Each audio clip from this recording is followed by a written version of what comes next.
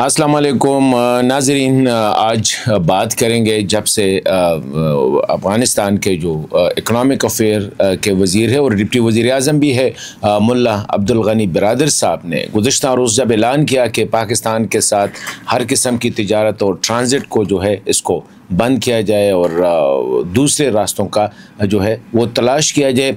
इसके बाद जो डिबेट शुरू हुआ है पाकिस्तान में और अफ़गानिस्तान में, इस पे बात करेंगे। अफ़गानिस्तान में एक हेल्दी डिबेट ग्रेजुअली सामने आ रही है। इनिशियली तो बड़ा एक जज्बाती था और अच्छा किया और बेहतर है पाकिस्तान से हमें किसी दूसरे रास्ते जो है ना तलाश करनी चाहिए, लेकिन ग्रेजुअली सर्टन सैन वाइसेस जिसे हम कहते हैं कि जो उमर ज़ाखिल वाल साहब है, उनके जो साबका मिनिस्टर फाइनेंस रहे हैं, डिप्लोमेट्स भी रहे, उनकी तरफ से सहाफ़ियों की तरफ से ख़ासकर समी यूसुफ़ज़ई साहब ने उस पर बड़ा अच्छा वो कमेंट्री की है। और साबका जो उसके एम्बेसडर थे सीनियर डिप्लोमेट नजीबुल अली खेल साहब, इसी तरह दीगर को भी मैंने देखा। तो एक अच्छा डिबेट जो है ना शुरू हुआ है कि इस पे, जिस तरह मैंने पहले कहा था कि बजाय इसके कि हम इस इशू को जज्बाती अंदाज में देखें, अनापरस्ती के अंदाज में देखें, इसे हमने लीगली भी सोशली भी और economically within the interest of the region या स्पेशली अफ़गानिस्तान और अफ़गान के इंटरेस्ट में गनी बिरादर साहब को सोचना चाहिए था। तो इस पे आज बात करेंगे। आज तो एक इस पे बात करेंगे कि अफ़गानिस्तान की जो करंट सिचुएशन है वो क्या है। दूसरी बात यह है कि वो कौन कौन से रास्ते हैं जो ये जो पाकिस्तान का या जो कराची की जो बंदरगाह है इसका जो है बदील हो सकते हैं, इसका बदल हो सकते हैं। मैं ज़्यादातर टेक्निकल में नहीं जाऊंगा कि कितना ट्रेड रहा है और कितने दूर है और कितना नुकसान होगा। मैं जस्ट जिस तरह एक आम आदमी के नज़र से मैं इसे देखता हूँ कि वो कौन कौन से रास्ते हैं और उसमें पोशीदा मुज़मरात क्या है। अगर ईरान के रास्ते हो सकते हैं तो ईरान और अफ़गानिस्तान के दरमियान क्या कोई मसाइल है जिसको बाद में ईरान जो है आर्म ट्विस्ट कर सकता है। पाकिस्तान के साथ अफ़गान के क्या मसाइल है गुज़िश्ता 50 सालों से, इस पर भी हम बात करेंगे आज के जो विला के इसी हवाले से। और इसमें ऑलरेडी आप लोगों ने ख़बरें देखी होगी कि इकोनॉमिकली शायद पाकिस्तान को ज़्यादा नुकसान हो, लेकिन जो समझने वाले हैं वो समझते हैं कि अगर आप थोड़ा सा लार्जर एंगल में या लार्जर पर्सपेक्टिव में से देखें तो पाकिस्तान का इतना नुकसान नहीं है। पाकिस्तान का हार्डली $1 बिलियन जो है अफ़गानिस्तान के साथ जो तिजारत है या एक्सपोर्ट है वो मुतासर हो सकता है, लेकिन उसके लिए पाकिस्तान की जो तिजारत है या पाकिस्तान की जो GDP है वो इतनी बड़ी है कि हार्डली लेस दैन 1% जो है इसका इम्पैक्ट हो सकता है, लेकिन ज़्यादा नहीं हो सकता। इसमें हमने बात करनी है और थोड़ा सा सियासत से हट के इस पे। तो पहली बात तो ये है कि ये एक अहम मौजू रहा है गुज़िश्ता हफ्ते से लेकर और ये एक हकीकत है। इनिशियली जो अफ़गान जो सारी सिचुएशन को समझते हैं वो इसका लीगल पर्सपेक्टिव देखते हैं।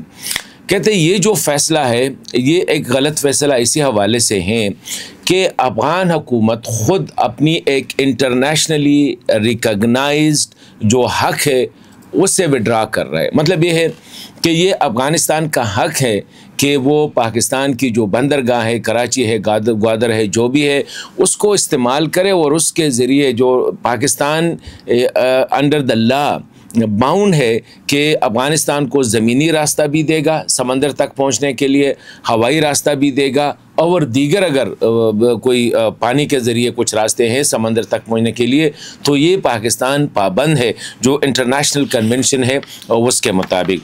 तो यही बातें कर रही है कि इससे बजाय इससे कि आप फौरी तौर पर, फिर ये भी बात हो रही है, मुल्ला गनी बिरादर साहब को बताया जा रहा है कि देखिए दो किस्म की तिजारत है। एक है पाकिस्तान के साथ तिजारत जिसको बायलैटरल ट्रेड कहते हैं, उसी हवाले से तो आप जो भी फैसला करें वो तो ठीक हो सकता है, चलो ठीक है। लेकिन एक है इंटरनेशनल ट्रेड जो कि अफ़गानों का हक़ है। ये लॉ ऑफ द सीज़ एक कानून है इंटरनेशनल के, समंदरों का कानून, वो अफ़गानिस्तान को ये हक़ देता है कि जो लैंड लॉक्ड कंट्री होता है, मतलब है वो ममालिक जिनका समंदर तक रसाई के लिए कोई बराह रास्त उनकी जो कोई बॉर्डर नहीं लग रही हो, तो फिर ये जो उनके साथ नियरेस्ट मुल्क है जो कि समंदर के साथ लिंक है, बैनुल-अक़वामी क़वानीन के मुताबिक वो उनको उनका दिल चाहे या ना चाहे उसको वो रास्ता देगा। ये एक सबसे पुराना कानून जो है उसको बार्सिलोना कन्वेंशन कहते हैं, जो 1921 का है। इसी तरह एक और लॉ ऑफ द सीज 1982 का यानी 1982 का है। इसके अलावा पाकिस्तान और अफ़गानिस्तान के दरमियान जो मुआहदे हैं, एक है 1965 यानी 1965 का मुआहदा है, और अभी जो लेटेस्ट है जिसको आप्टा कहते हैं, Afghanistan Pakistan trade and transit agreement, ये 2010 का है। अभी ये सारे मुआहदे जो है पाकिस्तान को पाबंद करता है कि अफ़गानिस्तान के लिए ट्रांजिट की सहूलियात दे। मतलब है कि अफ़गानिस्तान जितना इंपोर्ट करता है, जितना एक्सपोर्ट करता है, वो पाकिस्तान की समंदरी रास्तों के ज़रिए कर सकता है। इस पे बात करेंगे। लेकिन मसला क्या है अफ़गान तालिबान के लिए? एक तो अफ़गान तालिबान जो है ऑलरेडी इस वक्त दुनिया से आइसोलेटेड है। मेरे ख्याल में उनके जहन में ये बात भी थी कि हम इंटरनेशनल फोरम पे कोई ऐसी बात उठा ही नहीं सकते। अगर हम पाकिस्तान को कह देंगे कि ये आप इस बैनुल-अक़वामी कानून की खिलाफ वर्जी कर रहे हैं, तो वो किस मुँह से करेंगे? क्योंकि ऑलरेडी उनके जो ख़वातीन के साथ उनका जो रवैया है या उनकी जो पॉलिसीज़ है या इंटरनेशनल आइसोलेशन के कोई मुल्क उनको एज ए लेजिटिमेट गवर्नमेंट तस्लीम ही नहीं कर रहा है। फिर वो बैनुल-अक़वामी मुआहिदों पे उनका जो ट्रैक रिकॉर्ड है, पहला रिकॉर्ड तो है कि दोहा एग्रीमेंट उन तालिबान ने जो किया है उसके एक मादे पे भी अभी तक अफ़गान तालिबान ने अमल नहीं किया है। ना उन लोगों ने पॉलिटिकल डायलॉग शुरू की है, ना जो है उसने कहा था कि ख़वातीन के साथ इम्तियाजी सलूक नहीं होगा, वो हो रहा है। इसी तरह अपोजिशन के साथ, इसी तरह जो अफ़गानिस्तान सरजमीन इस्तेमाल नहीं होगी वो हो रही है। तो मतलब है कि जितने अमरीकियों के साथ या उस वक्त जो कतर की नज़ारत में हो रहा था कोई मौत, तो इस ज़ाहिरी बात है कि उसकी ये पोजीशन है ही नहीं। लेकिन ये हकीकत है, इस पर समी यूसुफ़ज़ई ने बहुत अच्छा तज्ज़िया किया है। वो कहता है कि देखें, अफ़गानिस्तान में इस वक्त इक़्तिसादी और माशी जो सूरत हाल है वो इंतहाई ख़राब है। अफ़गानिस्तान में गुर्बत, जहालत और बेरोज़गारी दुनिया के रिकॉर्ड जो है वो तोड़े हुए हैं। सिर्फ आपको मीडिया पे कुछ वीडियोस नज़र आएंगे। एक तो कुश्तैफ़ा का जो नहर है उसके बार बार वीडियो रिपीट किए जा रहे हैं, या कहीं कहीं पे 1 किलोमीटर आधा किलोमीटर सड़क बन जाती है तो उसको ज़्यादा प्रोजेक्ट किया जाता है, या जो अशरफ गनी साहब और हामिद करज़ई साहब और डॉक्टर गनी साहब की जो प्रोजेक्ट है उसको बार बार रिपीट किया जा रहा है, उसका बार बार इफ्तिताह किया जा रहा है। असल हकीकत ये है कि टीवी और सोशल मीडिया से बियॉन्ड अफ़गानों की जो हालत है वो काबिल रहम है। भूख जो इतनी ज़्यादा है कि आप सोच भी नहीं सकते। बेरोज़गारी का तो कोई तस्वुर ही नहीं है कि कितनी बड़ी बेरोज़गारी है। इसी तरह जहालत का तो ये आलम है कि आपने 50% पॉपुलेशन को पहले से स्कूल, कॉलेज, यूनिवर्सिटी जाने से मना किया है। तो ये हकीकत है, बेरोज़गारी बहुत ज़्यादा है। और अभी तालिबान के लिए जो मादनियात है, चलो अमेरिका से कुछ पैसे आ जाते हैं, कतर से कुछ पैसे आ जाते हैं जो उसको सस्टेन कर रहे हैं। मादनियात की जो एक्सट्रैक्शन से जो पैसे आते हैं वो हार्डली उनके जो ना 40-50% उसका इंतज़ामी उमूर जो है उसको चला देते हैं। तो ऐसी हालत में कि जब हुकूमत के अपने अखराजात पूरे ना हो रहे हों तो वो कैसे हो सकता है कि वो आवाम की भलाई के कोई प्रोजेक्ट शुरू करे। अब जो बात है कि वो कौन से रास्ते हैं, जो पहले तो मैंने बात की लॉ ऑफ द सीज़ की, और जो इंटरनेशनल कन्वेंशन है उसके मुताबिक तो ये अफ़गानिस्तान का हक़ है, और गनी बिरादर साहब को मेरे ख़्याल में ये हक़ सरेंडर नहीं करना चाहिए था, इसको एग्रेसिवली परसू करना चाहिए था कि पाकिस्तान ये कर ही नहीं सकता कि ट्रांजिट ट्रेड को जो है ना रोके या बॉर्डर को बंद करे। पहली बात तो ये थी। लेकिन ये मसला यह है कि ये सियासत का जो है ना नज़र हो गया है पाकिस्तानी साइड से भी और अफ़गान साइड से भी, लेकिन इसका नुकसान जो होगा बहुत ज़्यादा वो अफ़गानों को और उसके बाद जो है पाकिस्तान को हो सकता है।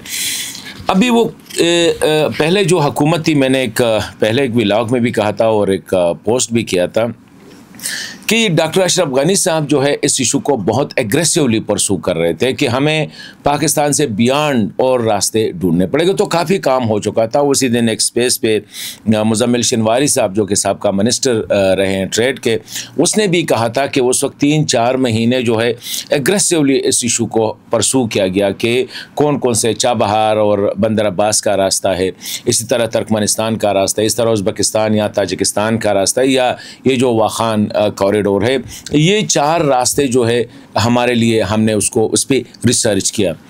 तो ज़ाहिरी बात है कि इनमें तुर्कमेनिस्तान वाला थोड़ा सा पॉलिटिकली वो कह रहा था कि उस पर मुश्किलात ज़्यादा है, लेकिन ताजिकिस्तान और ताजिकिस्तान के बाद कज़ाकिस्तान और चाइनी, ये रूट जो है ये इस्तेमाल हो सकते, जो खैरतान बंदर वाया जो है या मज़ार शरीफ बल्ख जो है, ये रास्ता इस्तेमाल हो सकता है। लेकिन उस वक्त मसाइल भी थे। अगर हम देखें उस वक्त अमेरिका अफ़गानिस्तान में था, ये अफ़गानों के लिए एक प्लस पॉइंट है यहाँ पे। उस वक्त अमेरिका था और अमेरिका का ईरान के साथ अफ़गानों का बहुत क्लोज़ होना, फिर रूस के साथ वाया सेंट्रल एशियन, और फिर चीन के साथ, शायद ये इतना वायबल नहीं था। अभी शायद वायबल हो। पहले शुरू करते हैं कि सबसे वायबल जो उनके लिए है वो चाबहार का है।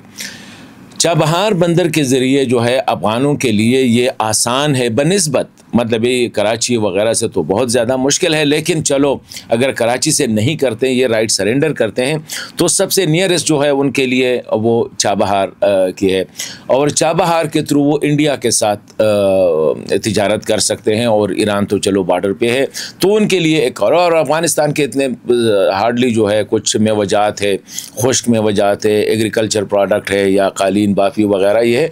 बाकी अफ़गानिस्तान इतनी बड़ी एक्सपोर्ट इसकी है नहीं, हार्डली $2 बिलियन की या 1.1 बिलियन डॉलर्स की उसका टोटल एक्सपोर्ट है। कुछ जूसेस जो है ना अभी प्रोड्यूस कर रहे हैं, कुछ और स्मॉल प्रोडक्ट्स जो है अभी आहिस्ता आहिस्ता उसकी इंडस्ट्री वो लगा रहे हैं। लेकिन और इंडिया के लिए इसमें जो फ़ायदा है वो ये है कि वो चाबहार और ये दिलाराम ज़ारंज जो सड़क है, इसके ज़रिए वो सेंट्रल एशिया के साथ कनेक्ट हो सकते हैं। अभी सेंट्रल एशिया की कनेक्टिविटी के लिए पाकिस्तान और इंडिया के दरमियान राइवलरी भी है। इसके पॉलिटिकल वो क्या हो सकते हैं, इस पर बात करेंगे। लेकिन ये चाबहार का जो है ये एक, और ये दिलाराम ज़ारंज रोड जो है इंडिया के लिए भी फ़ायदेमंद है और अफ़गानिस्तान के लिए। दूसरा जो है मरकज़ी एशिया, ये जो सेंट्रल एशिया है, 3 मुल्कों के सरहद जो है ना वो अफ़गानिस्तान के साथ लगते हैं, ताजिकिस्तान के, उज़्बेकिस्तान के और तुर्कमेनिस्तान के। ये तकरीबन 2300 किलोमीटर जो है उनका सरहद जो इन तीनों ममालिक के साथ लगता है। तो ये एक तो है तोरगंडे के थ्रू तुर्कमेनिस्तान के साथ, लेकिन बियॉन्ड तुर्कमेनिस्तान जो है ट्रांजिट उनके लिए बहुत मुश्किल है, क्योंकि तुर्कमेनिस्तान इसको इनकरेज नहीं करते। तुर्कमेनिस्तान ने पहले भी उनको रेड फ्लैग दिखाई थी कि यहाँ से वो नहीं हो सकते। लेकिन एक रास्ता है और वो है ताजिकिस्तान या उज़्बेकिस्तान, कज़ाकिस्तान और चाइना। ये कॉरिडोर जो है, ये रेल कॉरिडोर जो है, इसके ज़रिए मेरे ख़्याल में इजीली हो सकता है, एक उनके लिए एक ऑप्शन है। बाद में बात करेंगे कि कितना वो है। लेकिन इसके अलावा जो सबसे अहम मेरे ख़्याल में है वो वाखान कॉरिडोर है। वाखान कॉरिडोर एक हिस्टोरिकल कॉरिडोर है। ये शारा रेशम की जो ट्रेडिंग होती थी वो भी वाखान कॉरिडोर के थ्रू होती थी, और इसको कई दफ़ा जो है अफ़गानों ने इस इशू को एजिटेट किया है, लेकिन वो जंगी हालात मुश्किलात थे, तो वो अभी तक इस पर खातिर खा वो काम ना कर सके। अभी शायद अगर चाइनीज़ फॉरवर्ड आ गए और चाइनीज़ ने हेल्प किया और वाखान कॉरिडोर को जो है इसको बना दिया, तो ये एक हो सकता है। लेकिन इसमें अब यह है कि चाइना कितना विलिंग होगा कि वाखान कॉरिडोर जो उसकी जो बॉर्डर है चीन के साथ, ये बदख्शान और चतराल के दरमियान है, कि ये तकरीबन 50 किलोमीटर से लेकर जो है 350 किलोमीटर तक ये चौड़ी पट्टी है। चीन की सरहद के साथ ये तकरीबन 350 किलोमीटर यानी 350 किलोमीटर की ये बॉर्डर लगती है। अभी इस पे बड़ा एक्सपेंसिव प्रोजेक्ट है, और मेरे ख़्याल में ये आल वेदर भी नहीं है, मतलब है कि तमाम मौसमों के लिए जो है वाखान कॉरिडोर का एक मसला ये भी है। लेकिन ये एक वायबल प्रोजेक्ट है, लेकिन ये तब होगा जब चीन जो है इसी हवाले से एक बड़ी इन्वेस्टमेंट ऑफ़र करे। अब चीन क्यों करेगा? क्योंकि चीन ऑलरेडी ताजिकिस्तान के थ्रू अफ़गानिस्तान को एक्सेस कर रहा है, पाकिस्तान के थ्रू अफ़गानिस्तान को एक्सेस कर रहा है। ये एक मसला है। लेकिन मैं समझता हूँ इसमें 2 जो एक्सेस टू सी देते हैं, मतलब इस समंदर तक जो होते हैं, वो ईरान है और पाकिस्तान है। अभी अफ़गानिस्तान और पाकिस्तान के दरमियान कोई सियासी या कोई ऐसे इश्यूज़ नहीं है जिस तरह ईरान और अफ़गानिस्तान के दरमियान है। आज अगर ईरान ऑफ़र कर रहा है कि चलो जी अट्रैक्ट करते हैं अफ़गानों की जो वो उनकी जो इन्हिसार है ईरान पे बढ़ा देते हैं, या अफ़गानिस्तान सारा ट्रेड शिफ्ट करते हैं चाबहार। अब चाबहार के फिर जो एग्रीमेंट होगा वहाँ पे the real devil will lie there, क्योंकि अफ़गानिस्तान और ईरान के दरमियान कई ऐसे मंसूबे हैं अफ़गानिस्तान में जो कि मुतनाज़िया है। स्पेशली इक्तिसादी प्रोजेक्ट जो है, मतलब माशी और इकनॉमिक्स प्रोजेक्ट जो है, वो जिस तरह सलमा डैम पे ईरान का जो है ना बड़ा उसका वो एतराज़ आया था और अभी भी है वो उसका, इसी तरह पानी की तकसीम का जो मसला है ईरान के साथ, वो एक मुतनाज़ा इशू है। आगे जाके क्या ईरान जो है, क्योंकि अफ़गानिस्तान के जो मैं पढ़ रहा हूँ बहुत से ऐसे हैं जिसमें मैंने कहा नजीबुल्लाह अली खेल साहब ने भी इसकी तरफ इशारा किया है कि फिर शराइत क्या होंगे, अगर ईरान के साथ हमने जाना है तो क्या शराइत हो सकते हैं। अब यहाँ पे अगर देखें, फिर अभी आते हैं पाकिस्तान वाली। देखिए पाकिस्तान वाली साइड जो है Karachi, it is the easiest and the shortest route, सबसे आसान और करीब यही है। लेकिन इसमें पाकिस्तान जो है शुरू ही से आर्म ट्विस्टिंग करता है। जब भी अफ़गानिस्तान के साथ मसला आ जाता है तो पाकिस्तान बॉर्डर बंद करता है, और जो सिक्योरिटी के और पाकिस्तान ने सिक्योरिटी और तिजारत और पॉलिटिक्स को मिक्स किया है। यहाँ पे सिक्योरिटी का मसला आ जाता है तो बाकी सारे मसाइल पीछे रह जाते हैं। And I think it is wrong. Pakistan shall have a separate माशी पॉलिसी अलग होती है, सिक्योरिटी इशूज़ अलग होते हैं। कई ममालिक ऐसे हैं जिनके तनाज़ात है लेकिन वो तिजारत को अफेक्ट नहीं करने देते हैं। अगर ये, लेकिन पाकिस्तान और अफ़गानिस्तान के दरमियान इस वक्त जो एक ही मसला है, क्योंकि पाकिस्तान ने ट्रांजिट के हवाले से सबसे ज़्यादा इंसेंटिवाइज़ किया था वो तालिबान रजीम के लिए किया था। ये जो रिसेंटली, और ये मुज़म्मिल शनवारी साहब को मैं सुन रहा था, उसने कहा था कि सबसे ज़्यादा इंसेंटिव्स दिए थे। अभी मसला है सिक्योरिटी का। अभी तालिबान अगर इस सिक्योरिटी के मसले पे मेरे ख्याल में कोऑपरेट करे तो ये अफ़गानिस्तान के लिए भी बेहतर है और पाकिस्तान के लिए भी बेहतर है। और वो जितना इसके बदले मैं समझता हूँ कि तालिबान पाकिस्तान से बहुत कुछ ले सकते हैं, ट्रांजिट ट्रेड के हवाले से, बायलैटरल ट्रेड के हवाले से, जो बॉर्डर के मसाइल है। अगर इस वक्त अफ़गानिस्तान जो है वो ब्लैकमेल करे, इन अ वे ब्लैकमेल ना करे लेकिन पाकिस्तान के साथ इसको नेगोशिएट करे तो बहुत कुछ किया जा सकता है। लेकिन अल्टीमेटली अफ़गान जहाँ भी जाएंगे ये वापस आएंगे, क्योंकि ये जो मसला ये हमेशा नहीं रहेगा। जब हमेशा मसला नहीं रहेगा, पाकिस्तान और अफ़गानिस्तान के दरमियान मसाइल ऐसे नहीं है, तो इसके लिए बेहतर है कि लेट्स सॉल्व इट। पॉलिटिक्स को साइड पे रख देते हैं, अपने ट्रेडर्स को इंगेज करें, दीगर जो कॉन्टेक्स्ट ग्रुप्स है उसको इंगेज करें, इस मसले का हल निकालें। क्योंकि अफ़गानिस्तान के मेरे ख्याल में we have to take care of the Afghans. अफ़गानों की हालत ये, हमें जो डायस्पोरा है, अमेरिका में बैठा हुआ है, मगरिब में बैठा हुआ है, उन पर तो कोई असर नहीं पड़ रहा है। लेकिन असल हकीकत यह है कि अफ़गानिस्तान में जो लोग हैं वो इंतहाई गुर्बत जो ज़िंदगी गुजार रहे हैं, बेरोज़गारी बहुत ज़्यादा है, तंगदस्ती बहुत ज़्यादा है, और इसी तरह जो जहालत जो है वो रोज़ बरोज़ बढ़ रही है। तो इसीलिए बेहतर है कि इन मसाइल को हम जज्बात का या अनापरस्ती का शिकार ना होने दें, और सियासत को सिक्योरिटी से भी, सियासत और सिक्योरिटी को मसाइल जो है उसको हम तिजारत से अलग करें, रास्ते खोल दें, बाकी ये मसाइल जो है देखे जाएंगे।